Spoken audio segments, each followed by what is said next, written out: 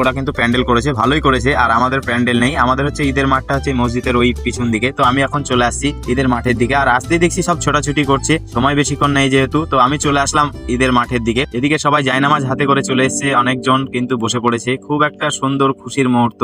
আর এই দিনে কিন্তু সবাই কান্না করে, খুশির কান্না, সেটা দুঃখের কান্না নয়। তো এখানে ইমাম সাহেব আমাদের বক্তব্য দিচ্ছিল, ঈদের খুশির ব্যাপারে অনেক কিছু বলছিল। আর এদিকে সবাই কিন্তু গভীর মনোযোগ দিয়ে শুনছিল। আর আমি একটু এদের পুরো গ্রামবাসীকে ব্লগে নেওয়ার চেষ্টা করলাম উঠে দাঁড়িয়ে। খুশির একটা মুহূর্ত কাটাচ্ছি এই সময়। আর এদিকে কিন্তু চারিদিক থেকে কিন্তু লোক ছোটাছুটি করে চলে আসছে, কেউ দাঁড়িয়ে আছে, কেউ বসে আছে।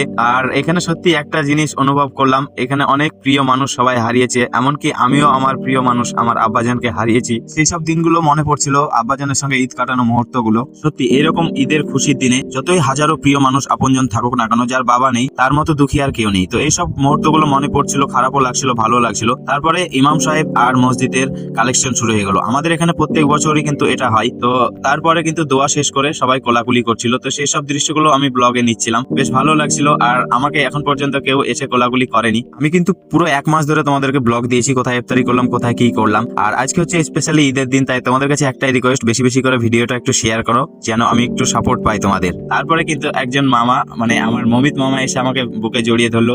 তারপর আমার এক চাচা এসে আমাকে বুকে জড়িয়ে ধরলো। বেশ ভালোই লাগলো, সেই সব মুহূর্ত কাটানোর পর বাইরের দিকে চলে এসেছি। আর এখানে এসে এই ঈদের দিনে কিন্তু কারো না কারো চটি হারিয়ে যায়। তো তারপরে এখন দেখো বাচ্চারাও চলে এসছে এখানে। তো তারপর এখন আমি চলে আসছি, এখন এইখানে এসে দেখছি বাদাম বিক্রি হচ্ছে। আর প্রত্যেক বছর কিন্তু এরা বাদাম বিক্রি করে। তো আমি ভাবলাম যে বাদাম নিয়ে নি, আর এই দায়িত্বটা ছিল আমার বাবার। তো এখন হচ্ছে আমারই দায়িত্ব বাদাম নেওয়ার। তো বাদাম নিয়ে তারপর আমার দোস্তের সঙ্গে দেখা হয়ে গেল, দোস্তকে ব্লগে নিয়ে তারপরে চলে আসলাম বাড়ি। আর বাড়িতে এসে দেখছি মহারানী কিন্তু রেডি হয়ে গেছে ঘুরতে যাওয়ার জন্য, তো চলে গেল। আর এদিকে ছোট মহারানীরা কিন্তু ক্যামেরাতে আসার জন্য ওয়েট করছিল। তো আমি আসার পরে পরে ওরা চলে আসলো, তো এদেরকে একটু আদর করে তারপরে বেরিয়ে গেলাম মামার বাড়ির দিকে একটু। আর মামার বাড়িতে এসে দেখছি এরা কিন্তু হাজির, এরা কিন্তু ব্লগে আসার জন্য। তো এদেরকে নিয়ে নিলাম, এরাও সব ঘুরতে যাবে, সব গ্রামে গ্রামে ঘুরে বেড়াবে। তো এরা হাই করে দিল, তারপর আমি ওখান থেকে বেরিয়ে গেলাম। এখন চলে যাবো হচ্ছে লালগোলা। আর লালগোলা যাওয়ার পথে পড়ে গেল কাটরা মসজিদ। তো কাটরা মসজিদের এখানে দাঁড়িয়ে গেলাম, দাঁড়িয়ে দেখছি এখানে প্রচুর ছেলে মেয়ে সবাই এসছে ঘোরাঘুরি করতে, ছবি তুলছে। তো আমিও কিছু ওখানে নেমে ফটো শুট করলাম, কিছু ডাব কিনে নিলাম, তারপর ওখান থেকে এখন বেরিয়ে গেলাম।